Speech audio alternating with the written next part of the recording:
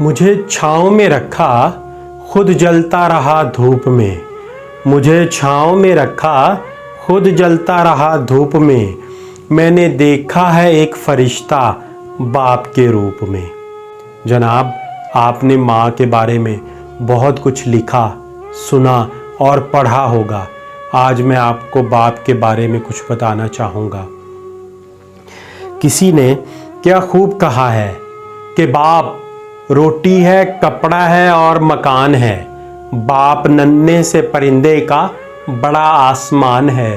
बाप है तो घर में सबकी शान है। बाप है तो माँ की चूड़ी, बिंदी और अरमान है। बाप से बच्चों के सारे सपने हैं। बाप है तो बाजार के सारे खिलौने अपने हैं। बाप की शान में कहूँ मैं और क्या, बाप है तो सब मिलनसाज हैं। बाप नहीं तो अपनों में छुपे सारे बेगाने हैं।